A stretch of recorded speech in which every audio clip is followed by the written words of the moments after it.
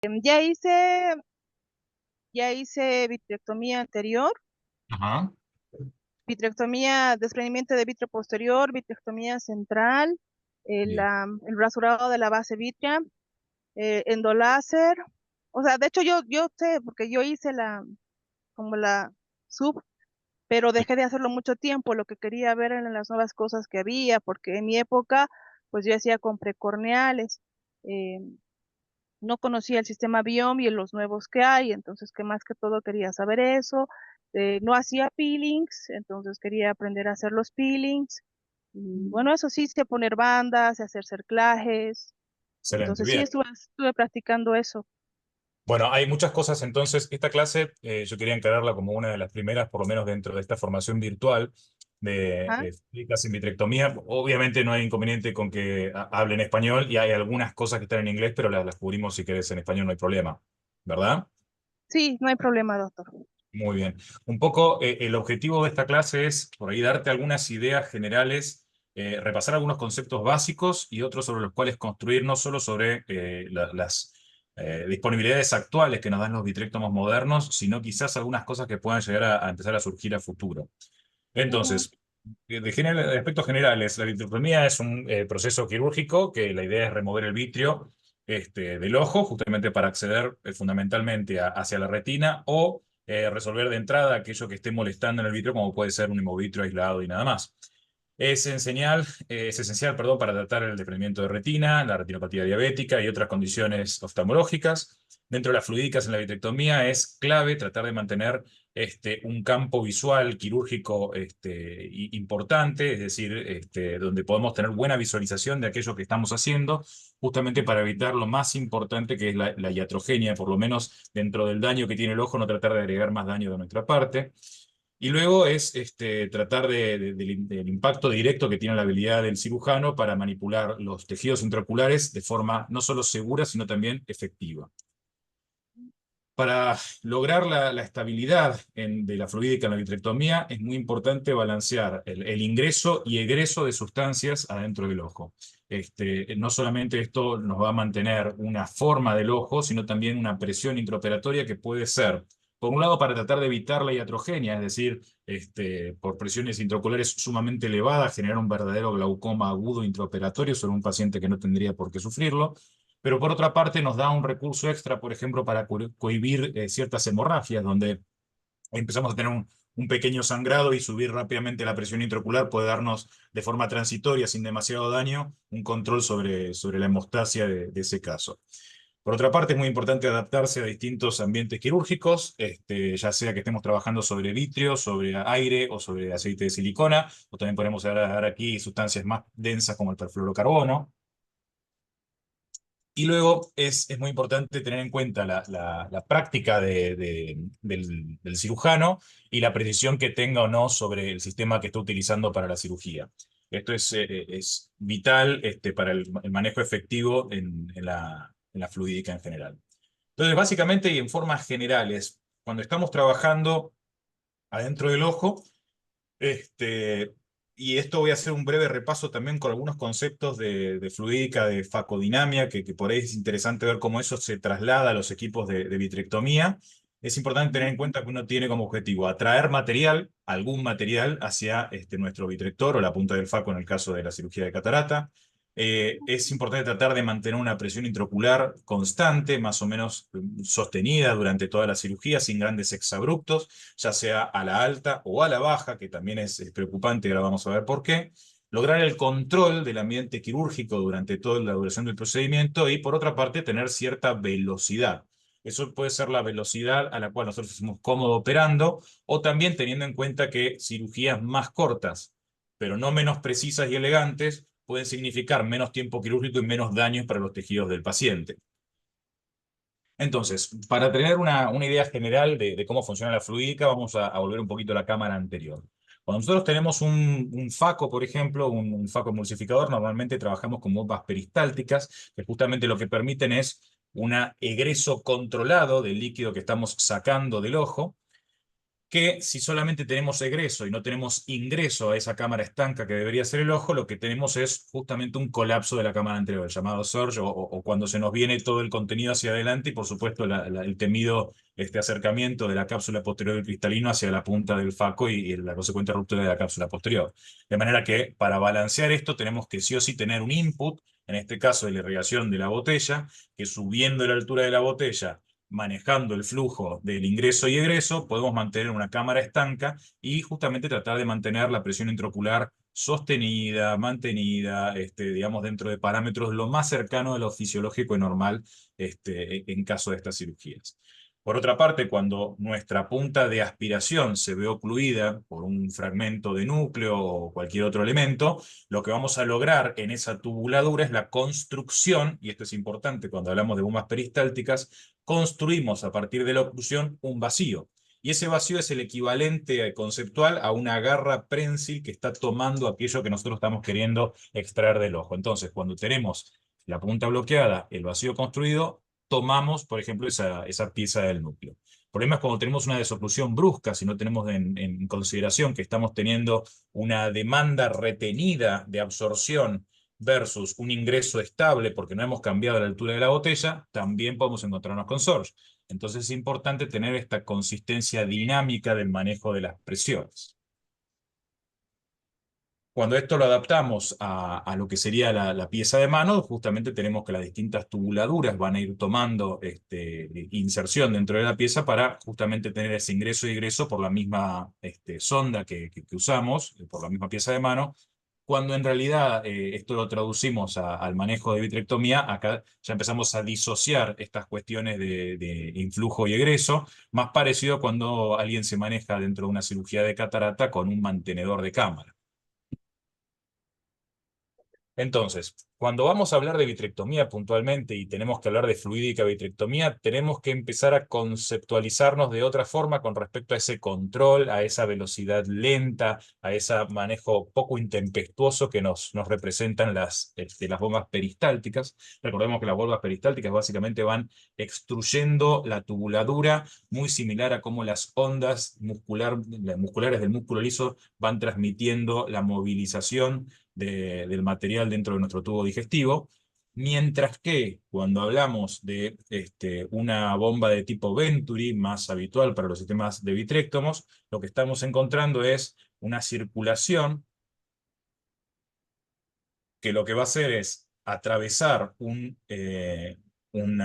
canal de menor diámetro, lo que genera un vacío de forma espontánea. Esto no es una construcción que requiere una oclusión como se ve en las bombas peristálticas, sino que el solo hecho del influjo de un fluido atravesando una zona de menor diámetro genera un vacío para cualquier cosa que esté conectada a ello, generalmente la parte del cassette del vitrectomo. Entonces, en estos casos tenemos la infusión por un lado, tenemos el egreso por el otro, y la construcción de un vacío de forma mucho más dinámica, mucho más, si se quiere, desde el punto de vista de un cirujano de segmento anterior intempestivo. Por eso en general a los cirujanos de segmento anterior no les gusta mucho trabajar con sistemas Venturi, pero sí nos permite generar vacíos mucho más importantes cuando estamos llegando a hablar de 650 milímetros de mercurio de vacío que hoy podemos generar con un equipo de vitrectomía, si no es que un poquito más. Entonces vemos en estos casos que independientemente de que la punta del vitrectomo se encuentre ocluida, podemos llegar a construir un vacío de forma muy importante que nos permita retraer justamente material sumamente viscoso. A diferencia de lo que solemos trabajar en segmento anterior, donde lo que queremos hacer es fundamentalmente traer agua y atraer piezas gruesas a nuestro equipo, a nuestra punta de faco, y facofragmentarlas para poder convertirlas luego en un material mucho más fluido. El visco, por propia definición, y eso es lo que da su nombre, tiene una viscosidad mucho más importante y generalmente requiere gran vacío para poder ser atraído hacia una punta muchísimo menor.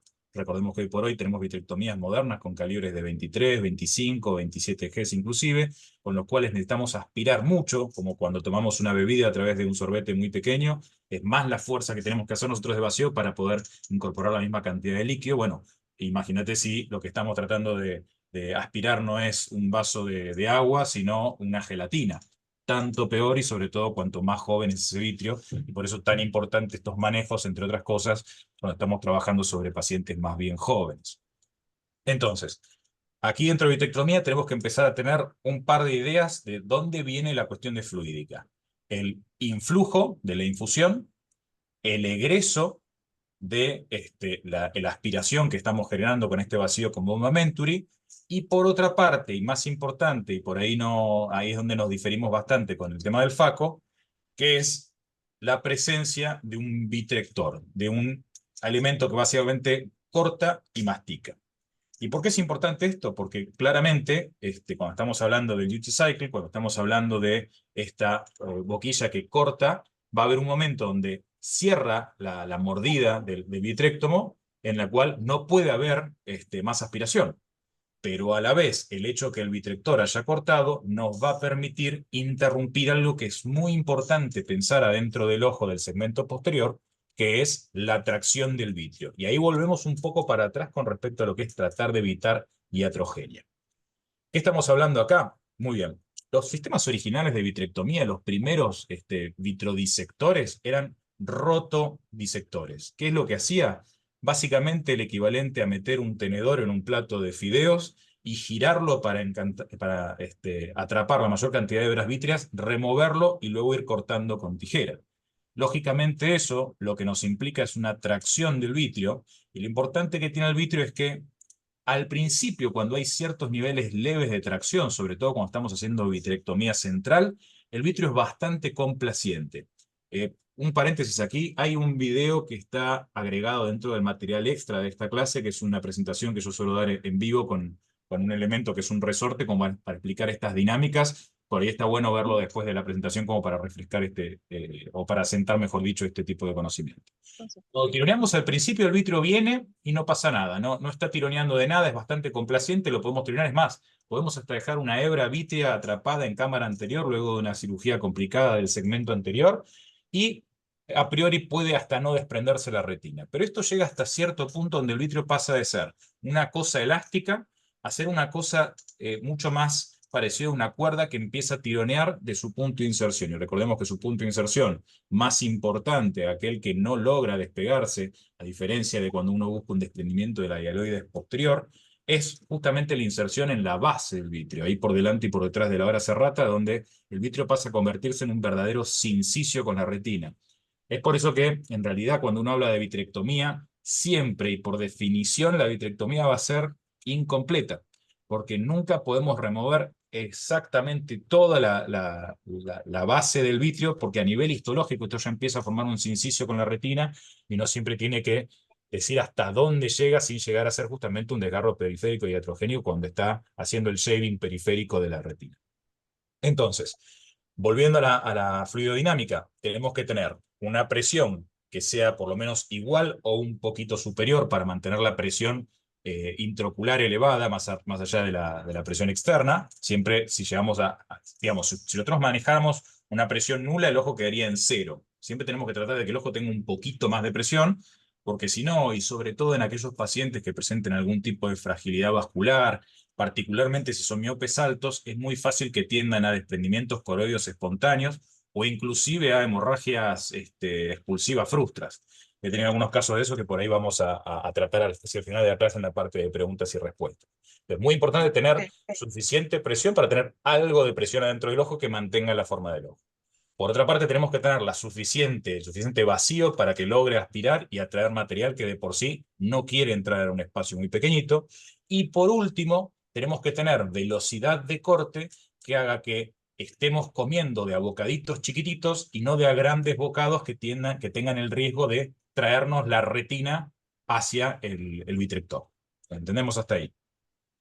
sí, Entonces, esta estabilidad es lo que nos va a permitir manejar la extracción del vitrio central, que va a tener sus características en particular, y también vamos a tender a modificar esas características a veces por nuestro confort cuando querramos ir hacia vitrectomías periféricas, porque ahí ya manejamos otros riesgos y queremos velocidades un poquito más lentas, más controladas, para que no se nos venga toda la retina tan fácil, porque recordemos que ahí las tensiones son más cortas y los caminos desde lo que no queremos dañar hasta lo que daña son mucho más sencillos de transitar. Acá vamos al primer punto de la cosa que para mí es más importante dentro de la fluidodinámica de una vitrectomía, que es prestar atención a la infusión. Si la infusión se interrumpe, el ojo colapsa y pasamos de tener una hermosa uva a una pasa de uva con sus paredes que tienden a coalescer generalmente hacia el vitrector y justamente nos puede llevar, por un lado, a que la retina, sobre todo si es un desprendimiento de retina grande y móvil, se venga hacia el vitrector, hacia la punta del vitrectomo y nos comamos parte de la retina formando desgarros iatrogénicos, o podemos lograr que la coroides sufra y eso nos implique un posoperatorio mucho más tortuoso y quizás una recuperación más lenta o más difícil, particularmente en pacientes que ya suelen tener trastornos coroides previos, o lo que es todavía peor, generar una presión negativa intraocular a la cual le gane la presión del intravascular y generemos grandes desprendimientos coroides o inclusive hemorragias expulsivas frustras. En estos casos es fundamental, primero y principal, sobre todo cuando estamos tratando un desprendimiento de retina en la zona del infusor, cuando colocamos la infusión, lograr ver, quizás indentando la pared escleral, el brillo metálico de la punta del infusor. Es decir, si vemos este brillo metálico, podemos estar prácticamente seguros que el infusor está dentro de la cavidad vítrea. Si en cambio vemos el infusor, pero no logramos verlo totalmente despulido y brillante, sobre todo cuando nos ayudamos con la iluminación del otro lado, tenemos que sospechar que puede estar por detrás de una membrana o mismo por detrás de la retina.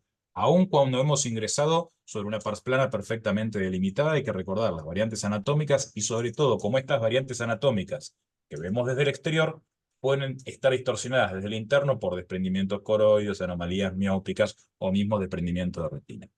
Por otra parte, y muy importante, que el infusor esté, obviamente acá el infusor está salido, pero que el infusor esté totalmente adentro de la cavidad vítrea, que hayamos logrado ver el brillo metálico, no nos garantiza un influjo correcto de la solución de Ringer hacia adentro del ojo. Otra de las cosas que tenemos que pensar es el ángulo en el cual está ingresando el fluido. La mejor forma de que ingrese la cantidad correcta de presión al espacio intraocular es cuanto más perpendicular logremos hacer que esta entrada sea hacia el ojo. No dentro de la construcción de la entrada del trocar, sino en el ángulo que la manguera hace del exterior. Hoy por hoy lo que yo suelo hacer es tener alguna cinta esterilizada y fijar para que la manguera haga un verdadero loop. Voy a ver si lo puedo dibujar por aquí. Options 10. Digamos que si este es la pared, dame un segundito. Si esta es la pared escleral, trato de que ingrese el inyector así y que la manguera haga este tipo de loop. No sé por qué está haciendo el resto de las líneas. Entonces, dejar resto a la manguera que nos va a permitir un par de cosas. Por un lado, que ingrese lo más a 90 grados a la pared escleral. Recordemos que aquí fijamos con la cinta. Por otra parte, vamos a lograr tener un resto, cosa de que si el paciente, el ojo o la instrumentadora o lo que sea se llegan a mover un poco, esto no implique que automáticamente tengamos la desconexión de la infusión para con el intraocular. Y tercero, mantener siempre ese influjo constante. Una cosa más con respecto a lo que es la infusión. Los equipos modernos afortunadamente tienen sistemas que nos permiten elegir y presetear qué presión queremos que mantenga el ojo y de esa forma, por ejemplo, trabajar constantemente. A mí me gusta tratar de trabajar con presiones de 30 milímetros de mercurio, entre 20 y 30 milímetros de mercurio, generalmente 20 más llegando al final de la cirugía, pero durante la cirugía me gusta tener una cierta elevación en la presión intraocular, sobre todo porque puede no haber una cámara 100% estanca dependiendo de los trocars y demás. Un dato extra, esto es importante tener en cuenta cuando uno está seteando los valores de presión intraocular. Eso uno lo tiene que pensar que son esos valores, si el equipo es correcto, si está correctamente calibrado, si los trocars no pierden y además, muy importante, si el ojo del paciente coincide con la altura del cassette del equipo. Porque si el ojo del paciente está más abajo de la altura del cassette del equipo, tenemos que multiplicar esa diferencia de altura y agregarle presión al ojo. Y lo mismo a la inversa, pero es más raro. ¿Alguna duda hasta aquí con respecto a infusión?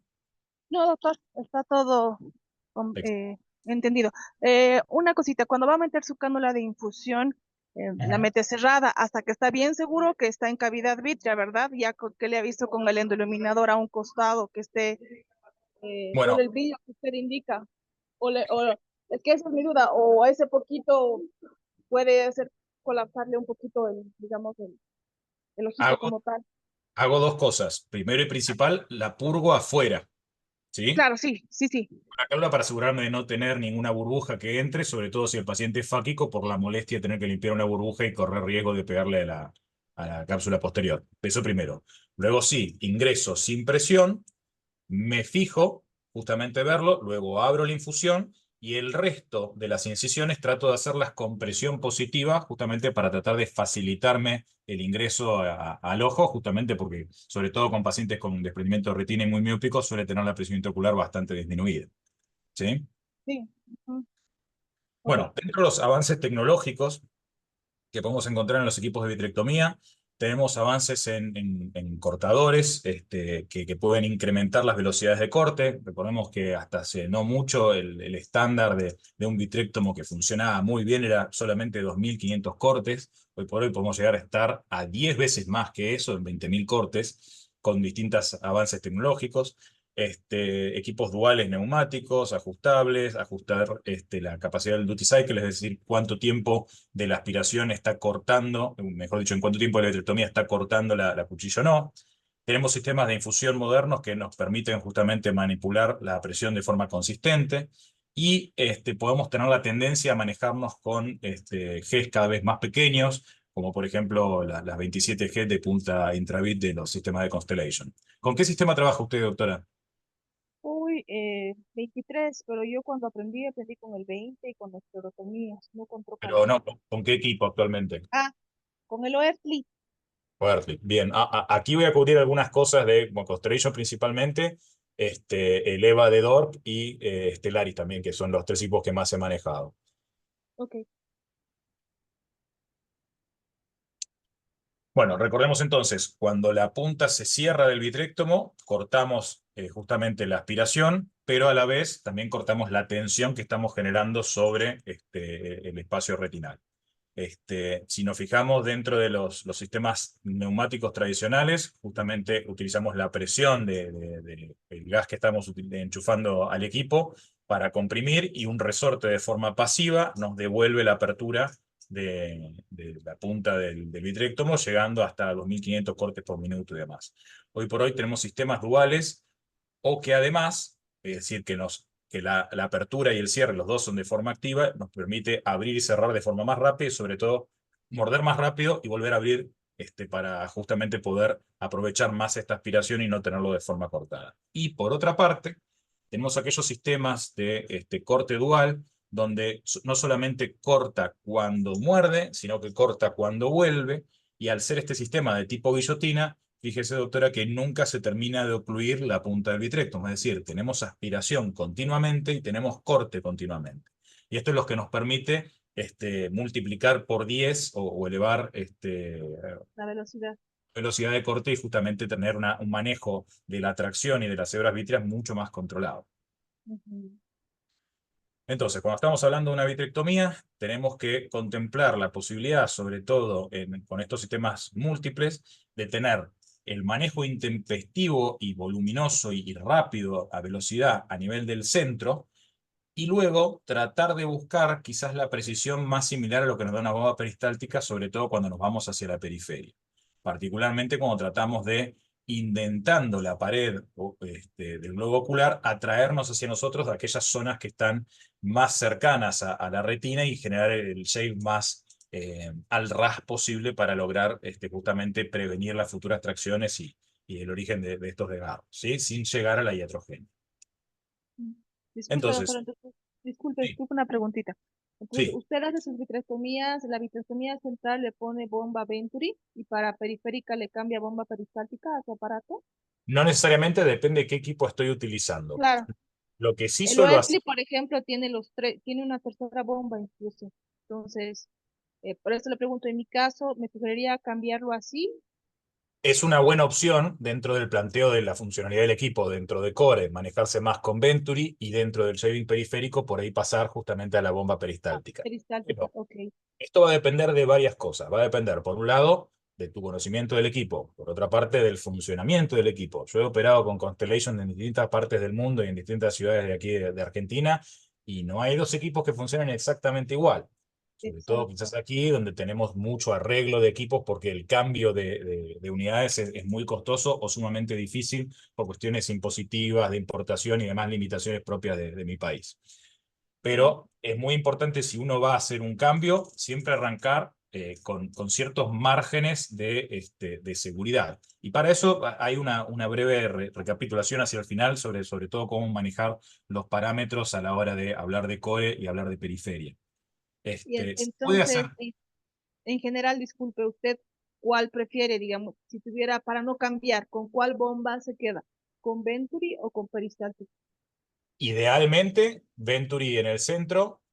Si Pero tengo si que no elegir un solo pudiera equipo, cambiar, porque digamos, Venturi. hay algún equipo Venturi. Ok, Honestamente, en algunos equipos en los cuales no tengo toda la confianza o he tenido ciertas experiencias que no me han gustado demasiado, me manejo de la misma forma durante toda la cirugía, que es ok. altísima aspiración y Ujú. altísima velocidad de corte. De manera tal que yo sé con qué velocidad estoy manejando y me acostumbro a ir a esa velocidad, de la misma forma que manejo velocidad crucero, y en vez de estar jugando con las prestaciones del equipo, juego con las prestaciones de mi mano y mi ojo, donde voy viendo hasta dónde me acerco y cómo el material se acerca hacia mí. Si tengo que Ok, elegir una opción y digamos que el equipo se taró y solamente puedo hacer una cosa, es máxima aspiración con máxima velocidad de corte. ¿Sí? Entonces, cuando hablamos en general de una cirugía vitreoretinal, o de toda cirugía en realidad, vamos a tener una gráfica donde incorporamos dos ejes. El trauma que nosotros generamos, que recordemos que toda cirugía es un trauma o debería ser un trauma controlado, versus la duración de la cirugía. Y aquí tenemos, digamos, escenarios ideales y escenarios totalmente aberrantes. Si trazamos una recta, podemos encontrar que el escenario ideal sería aquel donde el trauma generado es muy poquito y con una cirugía rápida, donde el paciente rápidamente se va con el problema resuelto y sin nuevos problemas que hayamos agregado a nosotros. Mientras que habitualmente, y sobre todo cuando estamos al inicio de una curva con una nueva técnica quirúrgica, nos encontramos con otra cuestión, que son cirugías largas, complicadas, con complicaciones, que nos da alta duración de cirugía con mucho trauma. Estas, por supuesto, tienen una tendencia muchísimo más grande al fracaso. Entonces, ¿cómo hacemos para tratar de que el trauma generado, cómo hacemos para que la cirugía sea más corta? Haciendo muchas cirugías y mejorándonos nosotros. Y sobre todo con equipos que funcionen bien y con equipos no solamente el Constellation, por ejemplo, o cualquier otro equipo que estemos usando físico, sino nuestro equipo de quirófano, que no es una cosa poco importante. Cuando hablamos de trauma generado, tenemos que pensar, por un lado, en la iatrogenia, por otro lado, en la inflamación que generemos y en qué tipo de respuesta inflamatoria tiene ese paciente. Por ejemplo, dos cirugías exactamente iguales, pero una sobre un paciente muy añoso y otra sobre un paciente pediátrico, puede generar niveles de inflamación totalmente distintos, aún con el mismo cirujano y aún con una copia exacta, porque la respuesta de los tejidos es totalmente distinta. Y por otra parte, tenemos que pensar siempre en el incremento de la presión. Para el incremento de la presión es fundamental el uso de trócares y que los trócares estén manteniendo estas cuestiones. Calibres cada vez menores, no necesitar las suturas a la hora de sacar los trócares, eso nos habla de que hemos hecho una buena construcción de la herida, o que también la pared de la esclera es suficientemente generosa como para poder cerrar solamente con esa construcción valvulada. Pensemos también en cuando hacemos las heridas corneales y ese tipo de construcción valvular es lo que nos tenemos que plantear a la hora de entrar a la esclera con nuestros trócares, con las lancetas. Nos van a permitir cirugías más cortas justamente porque no tenemos que estar manipulando demasiado la esclera y las suturas y principalmente ver que las válvulas sean efectivas y eficientes. Eso para cualquier trócar. ¿Qué pasa, doctora, si usted no tiene ningún set extra de trócares, va por una cirugía que tenía que hacer sí o sí, y uno de esos trócares no está funcionando bien la válvula? Que supongamos que hace una vitrectomía por 3 vías. ¿Dónde elige colocar ese trócar? eh, yo creo que en el de la cánula de infusión. Exactamente, porque justamente ahí la válvula no tiene ningún sentido, porque siempre está Ajá. tapado por la infusión. Así que bueno, eso es bueno para aprovechar.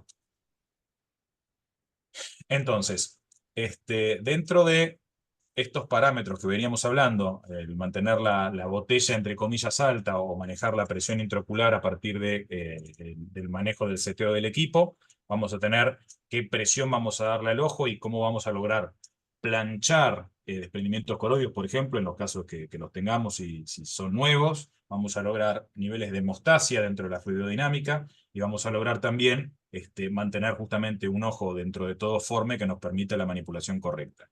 Va a haber momentos donde, por ejemplo, vamos a querer que esa presión sea un poco menor, por ejemplo, cuando alguien nos está identando dentro de la periferia, particularmente cuando nos hacen el favor desde la hora 12, donde vamos a querer bajarle un poquito la presión para que nuestro asistente pueda ingresar o empujar lo suficientemente fácil la esclera para llegar hacia donde nosotros queremos ver a partir de la pupila.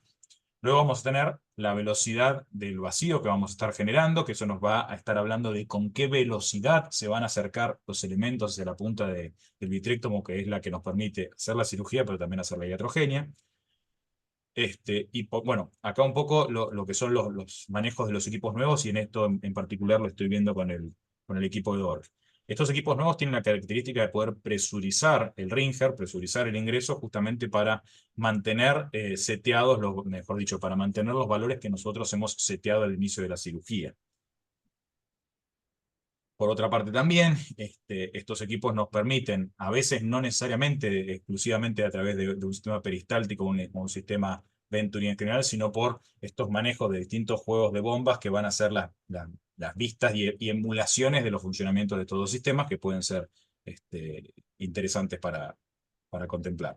A mí el sistema de DORC me gusta bastante, pero no me gusta tanto, lo uso más que nada para cirugías de catarata porque es el equipo que está donde los días que yo opero cataratas, pero si me pregunta a mí, a nivel vitrectomo está muy bueno para tanto el DOR como el EVA como el Constellation, pero a nivel de facomulsificación me gusta un poquito más el manejo más controlado que tiene el Constellation y los sistemas de Alcon en general, sin tener ningún tipo de interés comercial. Eres comercial. Exacto. Entonces, cuando hablamos de sistemas de vitrectomía y sistema de bomba, recordemos que los sistemas de Venturi tienen aspiraciones rápidas, son cruciales en vitrectomías complejas, justamente porque nos permiten traer cualquier cosa y manejar lo que haya que manejar. Los sistemas peristálticos nos proveen un flujo mucho más controlado, aumentando nuestra precisión en procesos más bien delicados, sobre todo cuando nos acercamos hacia la periferia. Y los sistemas híbridos, como el Overlay que usted comentaba, nos permiten justamente combinar las ventajas de ambos elementos, pero también tienen la particularidad que ya tenemos dos opciones de cosas que se pueden romper o descomponer, y eso lo tenemos que estar muy atentos. Y por otra parte, la evolución dentro de estos sistemas de bombas va generalmente hacia mejorar los resultados quirúrgicos y la seguridad del paciente, justamente porque es lo que más nos permite, de la misma forma que en un vehículo, en un auto, ¿no? El hecho de manejar correctamente el acelerador nos da más o menos riesgo de chocar. Bueno, el hecho de manejarnos de forma más o menos intempestiva dentro de la retina nos va a permitir llegar rápido a destino, pero también llegar de forma segura. Disculpe una preguntita. ¿Es en el sistema híbrido, por ejemplo, del OS4? ¿Esto se va a configurar en el pedal cuando yo quiero que mi Paco mi consola de mi vitrector se comporte como Venturi o como peristáltico? En ¿O cómo lo principio con- sí. ah, Depende mucho de cada sistema, y ahora vamos a ver un poco de la interfaz con el Constellation, que si no me equivoco es el sistema que tienen ahí en Ophthalmic sí, University. en Ophthalmo Pero, University. Exacto. pero básicamente la idea es que uno pueda presetear en qué modo está y o avisándole al instrumentador o directamente desde el pedal, poder ir cambiando de pasos de la misma forma que cambian habitualmente los Claro, cirujanos con en el una mundo Paco, anterior. por ejemplo. No estar teniendo que pensar, bueno, ahora estoy entrando en bomba Claro, peristáltica, no, sino, listo, ahora voy eso allá lo, y quiero hacer esto. claro, eso lo puedo programar entonces yo del Debería, mismo pedal, lo debería programar ahí mismo. debería programarlo desde la secuencia de pasos para que tocando el pedal pase al paso siguiente que tenga los parámetros que a usted más le gusten y sobre todo Ajá, tener en cuenta qué tipo de cirugía está haciendo. ok. Mi consejo es por ahí tener como una construcción de vitrectomía general, tener otro para vitrectomías donde tengamos restos cristalinianos, y eso lo vamos a ver un poquito al final, y por ahí otro para vitrectomías con grandes desprendimientos de retina o desprendimientos de retina totales, donde ahí es donde estamos con más riesgo de provocar una iatrogenia porque la retina tiene la Exacto. tendencia a venirse con Sí, todo.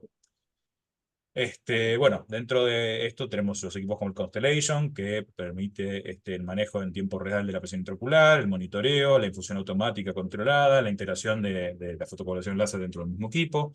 equipos como el Stellaris, que nos permite tanto el manejo de segmento anterior y posterior, con una interfase amigable. Estos son, cada vez los equipos tienden a asemejarse más unos a otros, justamente porque ya las patentes, por un lado, van venciendo, van desarrollando cosas nuevas, pero en general uno tiende a emular las tecnologías que funcionan. Si uno se fija, por ejemplo, autos de principios, de fines del siglo XIX, principios del siglo XX, ve todos modelos muy distintos, algunos con 3 ruedas, otros con 4, algunos con calderas, otros con motores de combustión, algunos eléctricos. Luego, si uno va a ver autos de fines del siglo XX o de mediados del siglo XX, son todos más o menos iguales. Y eso es porque los diseños van a ir confluyendo hacia la máxima eficacia sobre tecnologías no solamente comprobadas, sino incorporadas, fundamentalmente dentro de los sistemas de estos de educación como los que estamos haciendo ahora. Dentro de el desarrollo de investigación, tenemos estudios clínicos que nos demuestran la eficacia y seguridad de las tecnologías nuevas en vitrectomía, que cada vez desplazan más las técnicas de retina antiguas, como las retinopexias o la colocación de explantes. Yo tuve la buena fortuna de haberme formado en colocación de explantes y en cirugías combinadas de circular y vitre, le decíamos nosotros, de explante circular y vitrectomía, porque creo que hay cierto valor en algunos casos de tener un buen manejo, sobre todo dar sostén a pacientes postraumáticos y demás, o en algunos casos de recidiva, fundamentalmente en recidivas inferiores, pero hoy por hoy cada vez vemos más que la vitrectomía no es inferior y en muchos casos es superior a las técnicas tradicionales. Luego, para hablar un poco del futuro de la fluídica en vitrectomía, es importante contemplar la integración de inteligencia artificial para manejar con mayor precisión todavía a partir de cuestiones predictivas de cómo se va a comportar, justamente a partir de toda esta serie de sensores que los aparatos van incorporando cada vez más. Dentro de las conclusiones, es importante contemplar que la fluidica presenta un rol crítico dentro de la vitrectomía y es el principal impacto que vamos incorporando dentro de los equipos. Vuelvo al tema del auto porque quizás es lo más parecido porque manejamos con las Sí, manos y los pies. El hecho de tener mayor control sobre el frenado, sobre la aceleración, sobre la dirección, nos permite manejar de forma cada vez más segura, pero también más intrépida. Lo mismo con los vitrectomos. El hecho de manejar esta fluídica es lo que nos hace pensar en cuán rápido vamos a llegar en ese viaje y de qué forma, qué tan segura lo vamos a hacer. Y luego, dentro de las perspectivas futuras, hay que anticipar nuevas innovaciones, tanto en tecnología y en técnicas. Entonces, vamos un poco a tratar de pensar en función de todo esto, cómo nos manejaríamos a la hora de setear nuestros parámetros. ok, voy a ir al aparato que está acá en el campus para a Dale, medida que me vaya diciendo yo pueda ir viendo también. perfecto, dale, te espero. Ok, sí, ya estoy. Este es el aparato, ¿no? El Constellation, ¿no? ¿No es este? El vitro, está en el otro lado, ¿no? En el otro quirófano. No, pero no lo puedes prender. Sí, sí, siga, ya voy, siga hablando, no hay problema.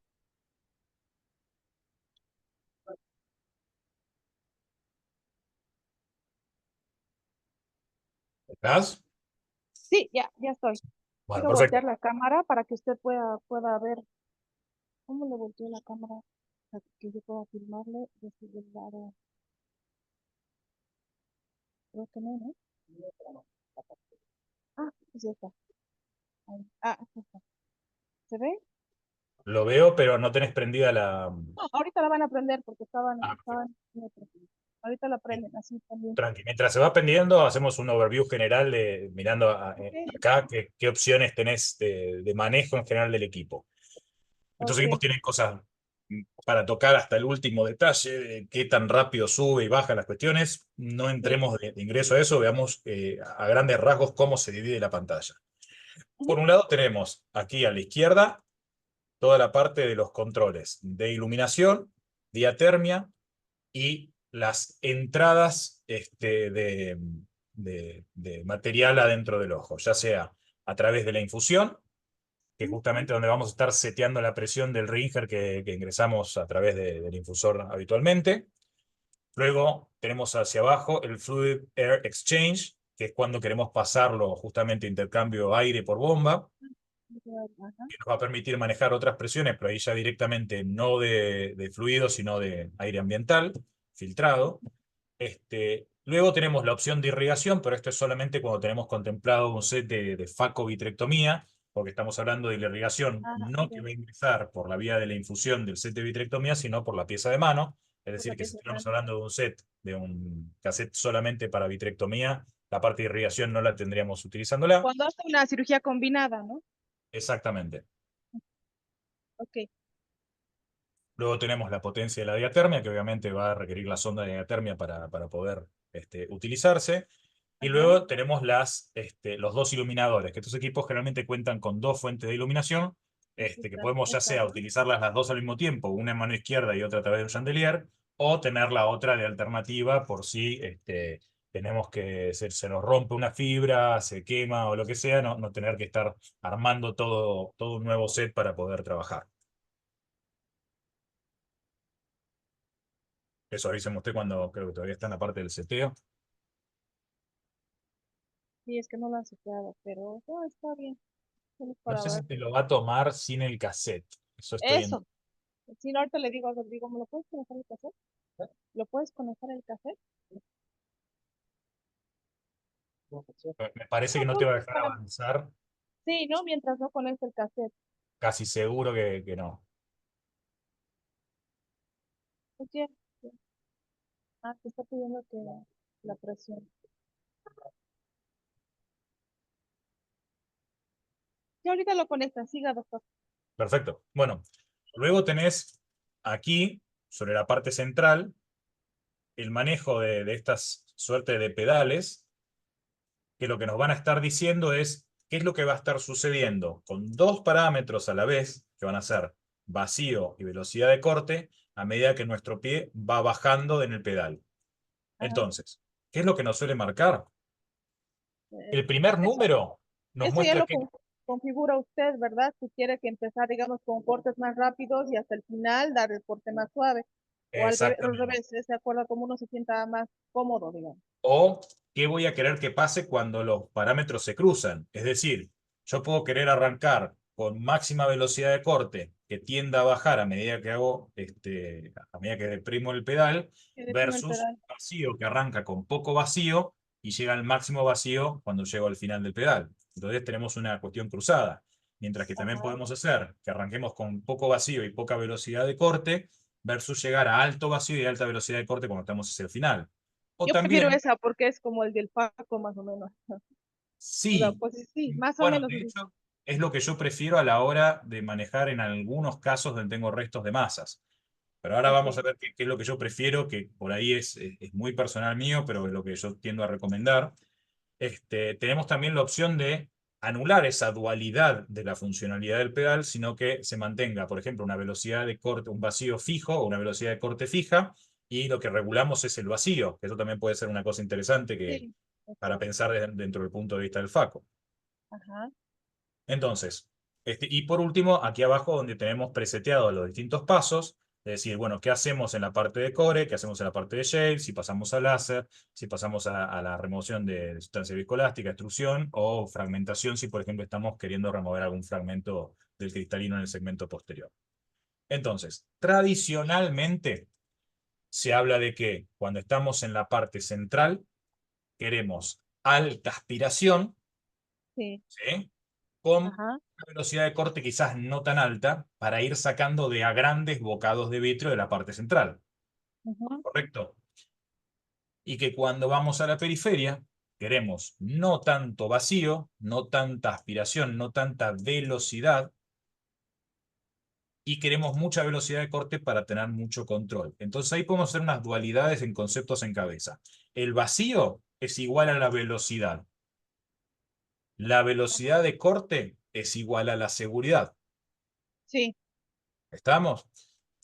Entonces, tradicionalmente suelen tener estos preseteos. A mí, en lo personal, y teniendo justamente tendencia a calibres más pequeños, lo que tiendo más a hacer es, sobre todo cuando voy a la parte central, la parte más segura, la parte donde puedo conocer al equipo y a su funcionamiento en ese día, en ese momento, con ese caso, cuando Ujú. voy a hacer la vitrectomía central, darle mucho vacío y darle muchísima velocidad de corte.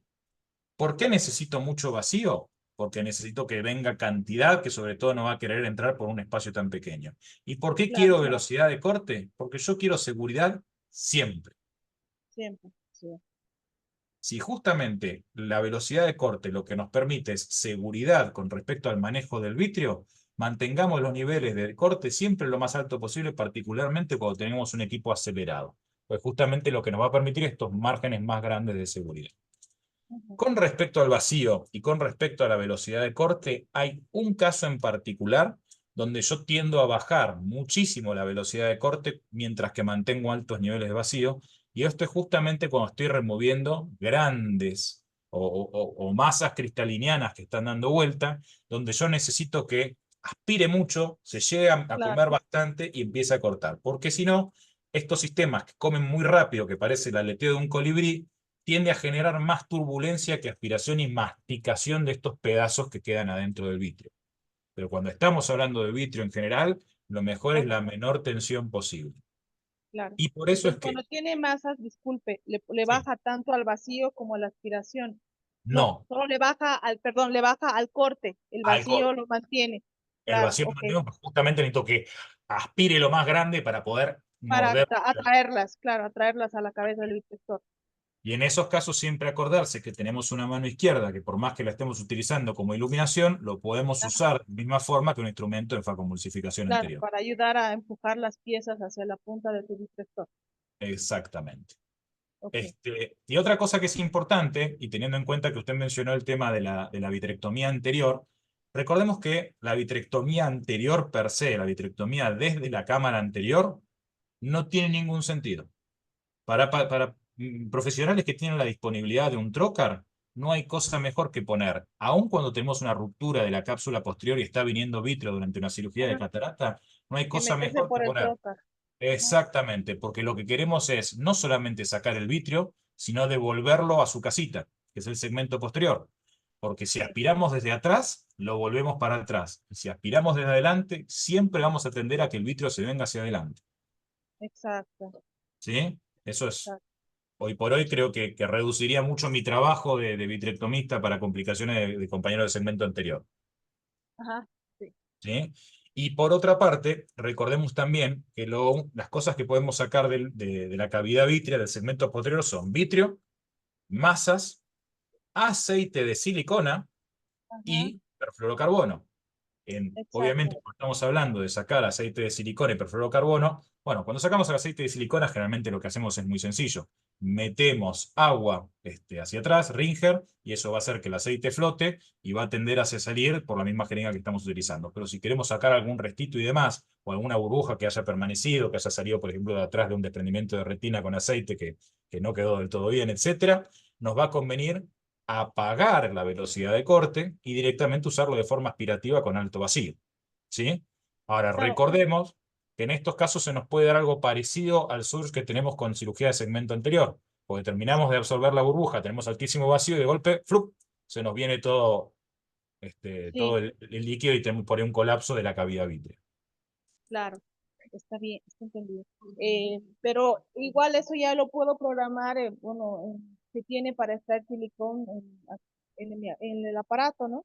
En general sí, pero como son cosas que más bien suceden de forma dinámica, o sea, cuando uno va a hacer una extracción de aceite, por ahí sí, tener el paso ya es fácil y demás, no hay Sí, inconveniente. esa, sí, Pero si uno se hace pero, estado manejando del segmento anterior y quiere hacer eso sin perder tiempo, volver ir rebotando entre un paso y el otro, directamente corta la velocidad de corte, o sea, pie hacia la derecha, ajá, aspiración, listo. Siempre contemplando de ir dando descansos para que el ojo no tienda a colapsar de golpe, claro, este, siempre prestando atención a que la infusión haya quedado entrando a 90 grados para mantener un buen flujo, porque cuando entra oblicua, por ahí no logra reponer la presión intraocular como debería.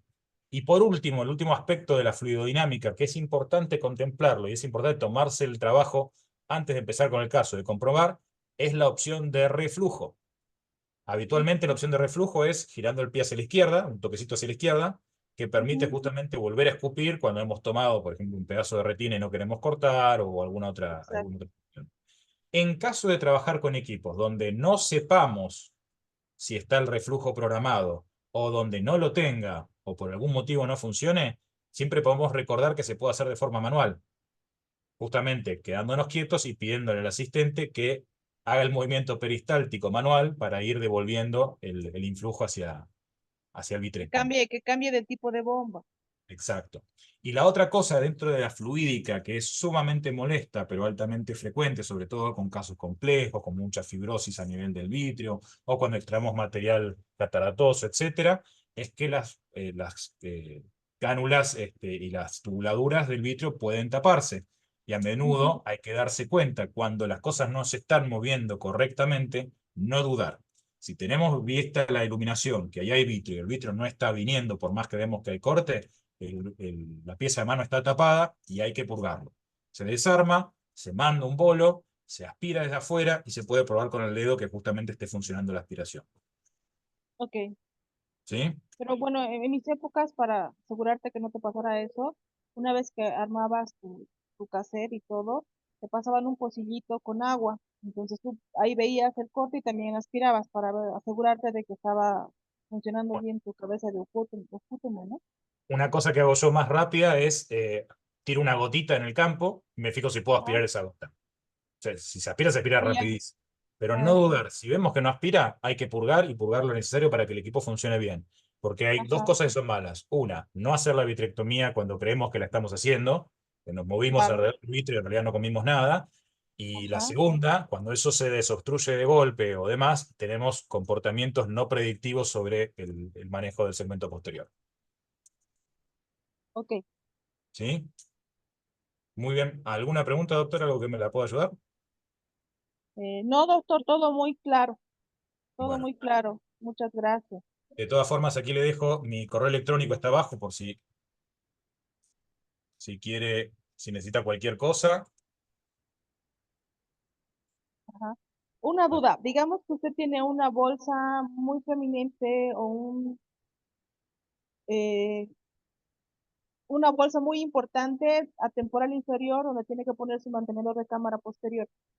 Ahí escoge el lugar más plano para entrar y mantener y poner su troca para el mantenedor de cámara. Bueno, planteemos dos casos distintos. Generalmente trato de entrar por temporal, por una cuestión de comodidad y demás. Sí, Si entrando por temporal veo que no ingresé correctamente, lo que voy ajá, a tratar de hacer es movilizar ese mismo trocar hacia alguna otra de las entradas hasta que pueda garantizar que el segmento temporal va a estar controlado. ya Entonces está, puedo llevar la ajá, infusión a otro de los trócares hasta ver que pueda haber logrado nuevamente la cámara como a mí me gusta, y por ahí abortar ese otro trócar, hacer otro ingreso y ver si puedo ingresar de forma correcta. Pero va a haber casos donde el infusor ya no nos va a alcanzar, es decir, la longitud de ese exacto, infusor a eso me no voy, va a ser sí. correcta. En esos casos lo que te conviene es agarrar, sacar el infusor y conectarlo a una cánula larga, una cánula, si se quiere, de irrigación de viscoelástico. Y de esa forma Ah, ingresar hasta el segmento, si el paciente es afáquico, hasta el segmento anterior o hasta el medio del eje visual que nosotros tengamos, de manera que nos aseguramos poder meter una gran cantidad de presión que extruya hacia afuera todo lo que tenemos. Y esto es particularmente útil en aquellos casos donde tenemos grandes desprendimientos, no solo de retina, sino de desprendimientos coroides. poroideos, claro, exacto. ¿Sí? Y no se le mueve, no tiene Sí, riesgo, como dice una de disco que tenga, que se le mueva, totalmente. digamos.